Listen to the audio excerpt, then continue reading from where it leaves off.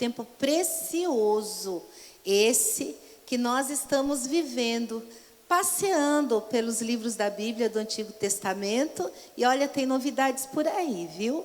A partir da próxima semana, a gente vai ficar assim mais um pouquinho ali no fundo. Vamos começar a fazer estudos bíblicos do livro. A gente vai dedicar um pouco mais de tempo, se debruçar um pouco mais na palavra, e nós vamos estudar Cântico dos Cânticos, observando o lado profético desse livro. Então, semana que vem, estudo de Cântico dos Cânticos, e eu não quero que você perca. Hoje, para fechar esse panorama bíblico, nós vamos no livro de Eclesiastes. Vamos orar? Senhor, muito obrigada por esse tempo. Obrigada, Senhor, porque o Senhor esteve conosco em toda essa trajetória, nos conduzindo, nos dando estratégia, nos fazendo ficar, meu Deus, cada vez mais envolvidos e apaixonados pela Tua palavra. Fica conosco, Espírito Santo, vem, toma o teu lugar na nossa vida, nos dá uma mente esclarecida. É o que nós te pedimos no nome de Jesus. Amém. Eclesiastes, capítulo 1, versículo 1 e 2. Vamos ler? Palavras do pregador, filho de Davi, rei em Jerusalém. Vaidade de vaidades, diz o pregador, vaidade de vaidades, tudo é vaidade. Que proveito tem um homem de todo o seu trabalho com que se afadiga debaixo do sol? Vamos agora lá para o final, para o último capítulo. Como que ele termina esses últimos capítulos? Versículo 13 e 14. Este é o fim do discurso, tudo já foi ouvido. Teme a Deus e guarda os seus mandamentos, porque isto é todo o dever do homem. Porque Deus há de trazer juízo toda obra, e até tudo que está encoberto, quer seja bom, quer seja mal. O título Eclesiastes vem da palavra igreja, eclésia. Isso porque lá na língua hebraica, a palavra kahal é assembleia e kohel é aquele que dirige a assembleia. Então, o título Eclesiastes é aquele que fala a uma assembleia, aquele que fala como pregador. E esse pregador que fala a essa congregação, ele traz más notícias primeiro e depois boas notícias. Como aquela brincadeira, né, que a gente fala assim: olha, eu tenho uma boa notícia e uma má notícia para você. Qual que você quer ouvir primeiro? Então, o autor de Eclesiastes primeiro transmite a má notícia. De alguma maneira, ele precisa fazer essa sequência, porque a ideia dele é pesquisar qual é o sentido da vida. A vida tem um propósito, e se tem, onde é possível encontrá-lo? Então, ele primeiro vai mostrar que, de alguma maneira, se nós tiramos Deus fora, a vida fica sem propósito, a vida perde o sentido. E, de certa maneira, é isso que ele mostra aqui em primeiro lugar. Então, quem escreveu esse livro? Um grande número de fatores apontam que foi Salomão. Palavras do pregador, filho de Davi, rei de Jerusalém. E aí, no decorrer dos capítulos, nós temos outras informações que favorecem essa conclusão de que foi Salomão que escreveu numa fase mais madura da sua vida. Ele escreveu Eclesiastes já na sua velhice. Eclesiastes, então, é a jornada de um homem em busca do sentido da vida. Muito do seu esforço, muito da sua busca dá-se fora de Deus. E então a conclusão que ele chega é que fora de Deus a vida não tem sentido. Por isso ele tem 2 temas. A má notícia é essa: a futilidade da vida sob o sol. E a segunda mensagem, que é então a boa notícia, é a importância de servir a Deus através da vida. Algumas palavras-chave no livro de Eclesiastes. A palavra vaidade, né? Vaidade é aquilo que é vazio.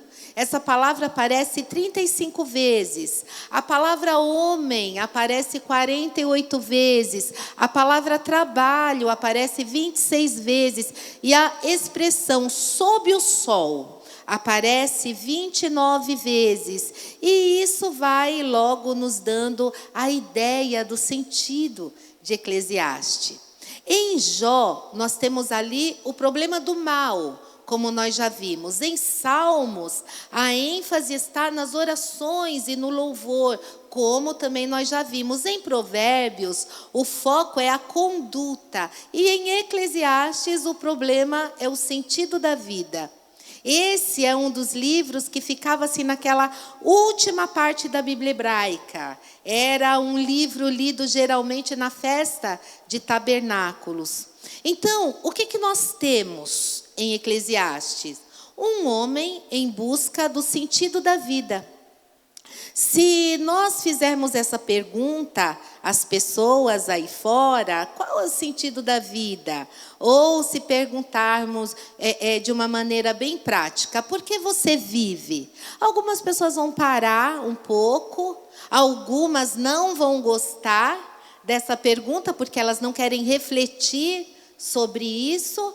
Elas não querem o desconforto de refletir sobre essa situação. Mas algumas vão responder: olha, eu vivo para trabalhar e sustentar minha família. E aí você pergunta: mas por que você quer sustentar a sua família e viver? Para vivermos bem. E para que viver bem? Ele vai pensar: para trabalhar. E para que trabalhar? Para ter dinheiro. E para que ter dinheiro? Para sustentar a minha família, para ter lazer. Então você percebe que é um movimento cíclico? E o autor de Eclesiastes se indaga sobre se essa vida tem propósito. E se tem, aonde? Onde encontrar esse propósito? Ele agora já é um ancião, ele é idoso, ele captou essa sabedoria e ele convoca uma espécie de congregação, uma espécie de igreja, e agora ele ensina, ele prega. Então o livro de Eclesiastes, ele é um livro bem terrestre. É um livro bem material. Ele não é um livro abstrato, ele é um livro concreto. Também não é um livro idealista, ele é um livro realista. E se ele é realista, numa primeira leitura, se você ficar apenas nessa leitura superficial, ele vai parecer um livro pessimista. Ele na verdade, parece desgostoso com a vida. Mas é realmente bem realista. Ele quer tirar da gente as ilusões. E algo que ele vai fazer para tirar as ilusões é acentuar que a sua vida é finita. Ele vai dizer, inclusive, que você é muito rápido. Ele vai dizer o seguinte, que esse sol que está brilhando sobre a sua cabeça, já brilhou sobre a cabeça do seu avô, sobre a cabeça do seu bisavô, do seu trisavô, e eles já foram e você vai também. Então, de tudo nesse mundo que é passageiro, você é muito passageiro. E ele acentua, então, essa finitude do ser humano. Também Eclesiastes são poesias, a tomada de fôlegos, esses efeitos fônicos, né, que proliferam no idioma original do livro, essas ideias paralelas, por isso é poesia, por isso que ele está nesse grupo que nós chamamos de livros poéticos, ou seja, há um sentido estético, há uma beleza na forma como ele descreve a sua mensagem. E quando ele faz essa pesquisa, quando ele faz essas perguntas, e olha que ele faz muitas perguntas, às vezes as perguntas parecem infantis, porque elas são básicas, mas a gente não pode esquecer que as crianças elas fazem perguntas inquietantes, não é verdade? E os pais muitas vezes pensam, como é que saiu, como é que eu vou me sair dessa agora? Então, o Eclesiastes, ele faz perguntas inquietantes. E qual é o diagnóstico das perguntas que ele faz? Ele vai dizer, vaidade. E o que significa a palavra vaidade? Em hebraico significa vapor. Concretamente como vapor da água, um sopro, algo evanescente, algo insubstancial. E é importante aqui isso, porque no hebraico não é abstrato. Em português, a palavra vaidade parece uma coisa abstrata, mas na língua hebraica é concreto. Quando foi traduzido do grego, foi traduzido futilidade de futilidades. Futilidade das futilidades. E quando foi traduzido para o latim, né, vanitas, vanitatum, quer dizer, aquilo que é vazio, sopro, neblina, vapor, fumaça, um sopro ligeiro, uma brisa.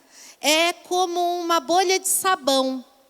Ela flutua. E o que acontece? Em determinado momento ela explode. É passageiro. É uma glória passageira. Você fica ali admirado e aquilo passa. Isso é vaidade aqui na língua do Eclesiastes. É também uma forma superlativa que a gente vê aqui. Ele fala vaidade de vaidades, ou vapor de vapores, aquilo que é vazio, um vácuo, tudo é vapor, ele vai dizer, tudo é vaidade. Tudo o que, gente? Tudo aquilo que está debaixo do sol. Que proveito tem o homem de todo o seu trabalho com que se fadiga debaixo do sol? Diz ali o verso 3 do capítulo 1. Aí lá no 9 do mesmo capítulo, ele vai dizer, o que foi, isto é o que há de ser. E o que se fez, isso se tornará a fazer. Não há, pois, nada novo debaixo do sol.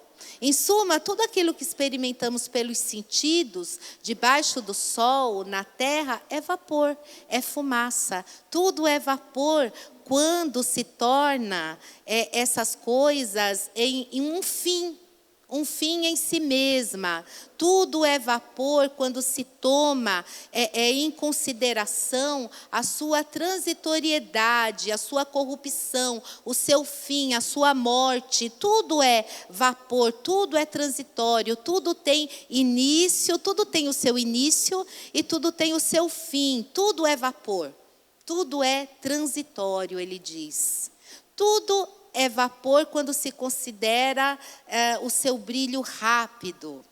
A vida, ela é como um conto ligeiro, é um breve pensamento, é um sonho. O Salmo 90 diz, sois como vapor que aparece por um pouco e logo se desvanece. Tudo é vapor quando Deus é removido da equação. Eclesiastes, ele vai dizer uma coisa muito triste. E quando a gente lê, a gente fica com raiva do autor. Que ele vai dizer o seguinte, que você não apenas passa, Mas ele diz também que você será esquecido. Ele diz que a gente vai ser esquecido, é isso mesmo. Quantas pessoas conhecem ou sabem o nome dos seus 4 avós paternos completos? Maternos completos. Quantos sabem o nome dos seus 8 bisavós? Ninguém. Quantos sabem o nome dos seus 16 trisavós? Ninguém. Isso é prova de que você será esquecido e não vai levar muito tempo. A não ser que você tenha feito assim, um feito nobre, um feito notório, né? Aí, o que vai acontecer? Geralmente, aquele aspecto da sua vida, aquele aspecto, mas não será você, não será a sua pessoa, não estará se dando conta ali dos aspectos da sua vida, não vai tomar em consideração quem você foi, a sua família, apenas um feito, um escrito, um livro, uma construção, uma descoberta científica, alguma coisa fantástica, que você fez. É como quando você passa numa rua, por exemplo, lá, Rua Presidente Venceslau Braz. Você sabe que ele foi presidente, mas você não sabe nada da sua vida, você não sabe nada da sua família. Nós não apenas passamos, nós somos esquecidos, gente. Triste isso, triste. Você passa e você será esquecido. Mas tudo é vapor. Uma fantasia, mas que tem essa tendência de exercer uma atração, de nos absorver, de nos iludir. Essa é a diferença lá da terça-feira de carnaval para a quarta-feira de cinzas. O Eclesiastes, ele é alguém que analisa esses 2 dias, ele analisa a vida, apesar de ser esse aspecto tão transitório, tão fantasioso. Ele nos absorve, ele tem um brilho, mas também tem a sua quarta-feira de cinzas. E qual é o grito do Eclesiastes? É um grito realista, chamando a nossa atenção para as coisas verdadeiras, as coisas permanentes, para as coisas verdadeiramente belas, as coisas verdadeiramente sólidas. Ele é um sábio, um ancião, um pregador, aquele que reúne a congregação para falar, para ensinar a sua sabedoria. E esse idoso que escreve esse livro, ele foi um homem muito culto, ele teve uma biblioteca muito grande, ele estudou bastante, ele é um homem muito rico, ele comeu em bachelas de ouro, ele bebeu em taças de cristal, de ouro, ele era muito poderoso, ele teve exércitos, ele teve comando político, ele foi amigo de reis, ele foi muito famoso, a fama dele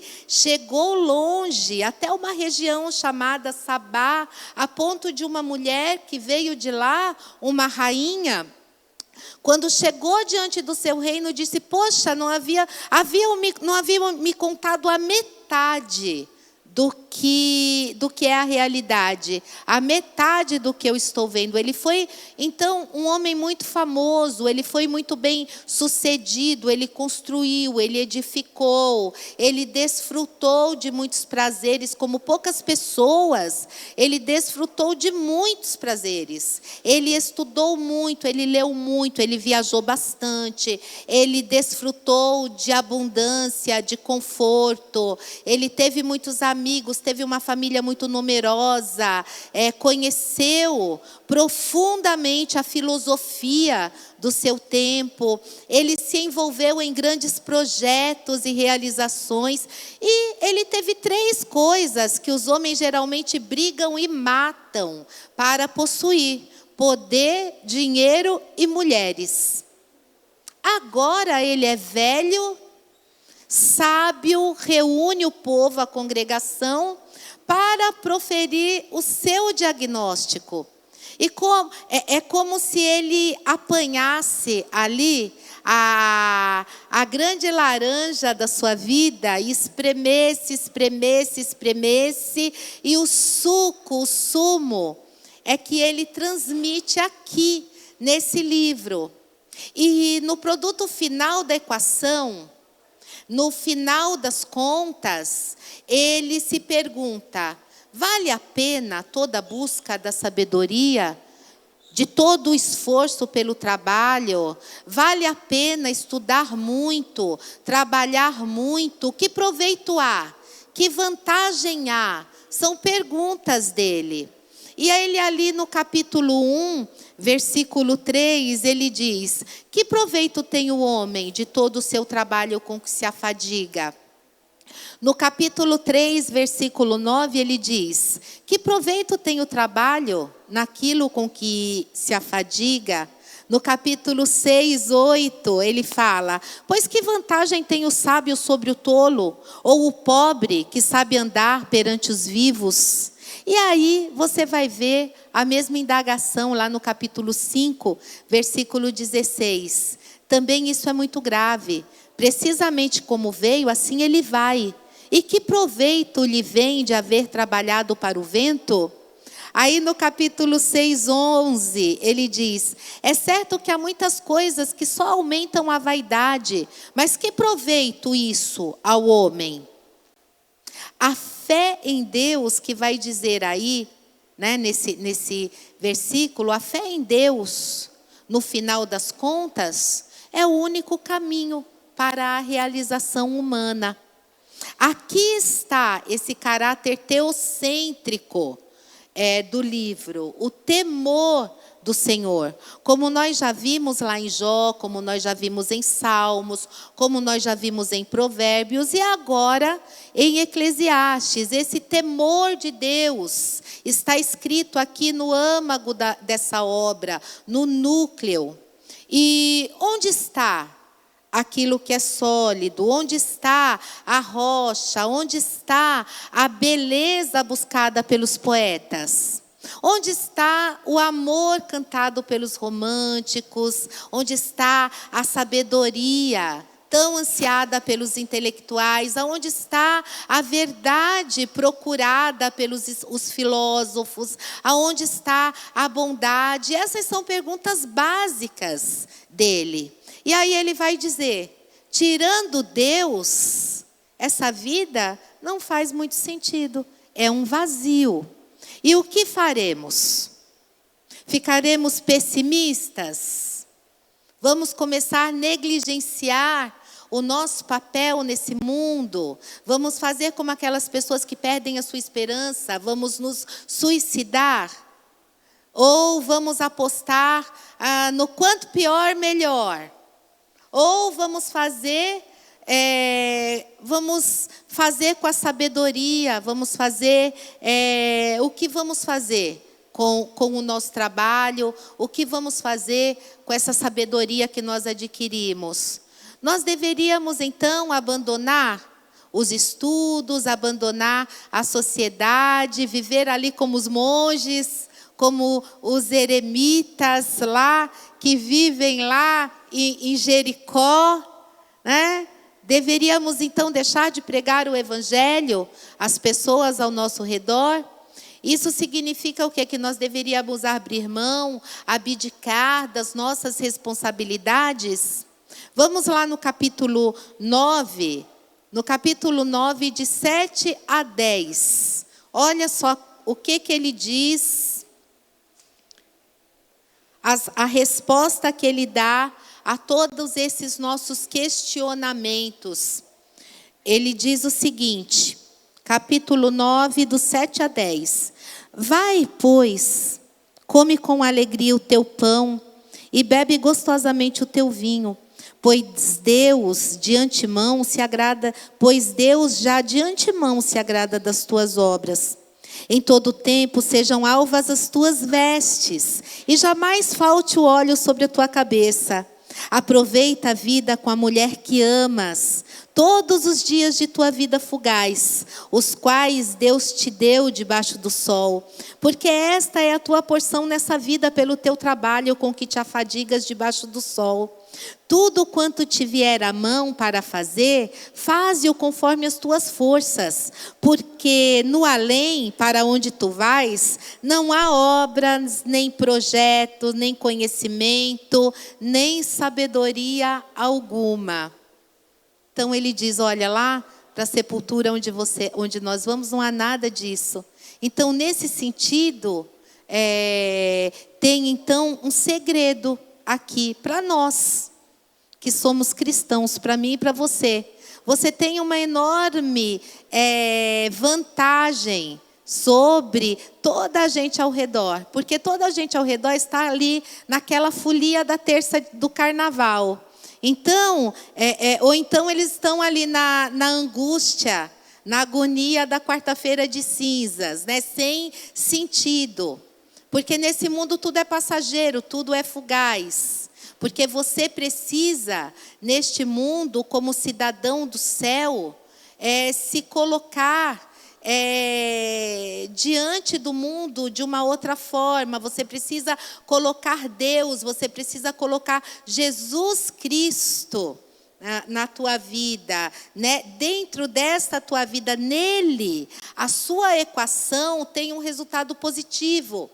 Nele, as suas contas vão fechar no azul. Mas então retire Deus, retire Cristo da equação da sua vida e você vai ficar sem chão. E você vai ficar sem norte, você vai ficar sem substância. Você vai ficar como o sopro, você fica com a vaidade, você fica com o vapor. É isso que ele está dizendo. Você estuda, busca sabedoria e tem o significado. E tem o significado por quê? Porque você tem o Senhor. Você trabalha, você tem uma carreira e isso tem um significado. Por quê? Porque você vive à luz de Cristo. Você constitui uma família e as coisas preenchem, as coisas ganham um sentido. O seu drama, ele tem o último capítulo. O seu romance, ele tem ali o desfecho. A sua equação em Cristo fecha. É disso que é essa a conclusão que ele chega no final da vida. Agora, retira o temor do Senhor.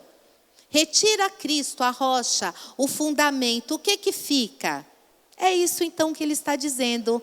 Vaidade de vaidades. Fica apenas o vapor, fica apenas a bolha de sabão. Quanto menos sentido a vida das pessoas fizer, mais angústias, mais depressões. Eu não estou dizendo que toda angústia, que toda depressão tem relação com essas coisas. Mas quanto menos sentido, mais vazio. Você já ouviu aquela pessoa que chega lá aos 40, aos 50 anos e ela diz, eu sinto a minha vida um vazio imenso. É isso que você está falando, essa imensa vaidade, esse imenso vácuo. Por essa razão, os existencialistas vão dizer que o suicídio, ele é um assunto a ser considerado. Albert Camus, aquele argelino de influência francesa, ele diz exatamente isso. Ele diz que o suicídio é a grande questão filosófica. Porque se não há sentido, se a vida não há sentido, parece sim uma saída. Mas não é assim que ele termina. O pregador sábio, aqui de Eclesiastes, ele procurou, ele investigou, e ele vai dizer aqui na sua conclusão. Ele diz, você tem dois homens, um que não há temor de Deus, e um que há o mandamento do Senhor. Um que não vê o sentido do dever. Para esse, a vaidade, a vapor. Para esse outro que se comprometeu, que a vida só faz sentido debaixo do temor de Deus, né? Para esse, a vida fluiu de uma forma diferente. O que se tem aqui é esse senso, é essa ênfase nas coisas essenciais. A pessoa entendeu que a vida, ela precisa ser explicada colocando Deus nela. Ou então há um grande vazio. Agostinho, antes de conhecer o Senhor, ele disse uma coisa. Ele disse que a vida dele, olha que ele era muito estudioso. Ele era estudioso e inquieto. E ele também era um homem de grandes paixões. Ele disse uma coisa muito importante. Ele disse que o ser humano, ele foi criado para Deus. E quando ele não encontra Deus, ele fica com um vazio, um buraco, um vácuo muito grande, tão grande que chega a ser do tamanho de Deus. Então, de tudo que nós estudamos aqui, de tudo que se tem ouvido, a conclusão que ele chega para nós é o seguinte: teme a Deus e guarda os seus mandamentos, porque isso é o dever de todo homem. Aí ele fala, porque Deus vai trazer juízo. Todas as obras, até as que estão escondidas, quer sejam boas, quer sejam más. E é assim que ele termina a sua trajetória filosófica aqui, indagando o sentido da vida. Eu espero que vocês tenham gostado desse livro. Eu espero que vocês tenham absorvido coisas para a vida desse panorama bíblico que nós hoje encerramos. Se você perdeu alguma aula dessas 30 e poucas aulas, vai lá, está gravado no YouTube, tá? Vai lá, pega as aulas, ouve todas, você vai entender melhor os livros da Bíblia, mas, como eu disse no início, agora a gente vai para uma outra fase. Agora a gente vai estudar com mais profundidade os livros. Vamos, na próxima aula, para Cântico dos Cânticos, vamos ver os cânticos de uma forma profética e depois nós vamos para Apocalipse. E aí nós vamos estudar todos os capítulos, de 1 a 1, e aí você vai ver que livro maravilhoso, que livro delicioso. Você vai ver que você não precisa ter medo nenhum de Apocalipse, tá? Vou te estudar com você Apocalipse de uma forma que você vai ver que não é nenhum bicho de 7 cabeças, que é um livro que traz esperança. Um ótimo culto para cada um de vocês. Que Deus abençoe.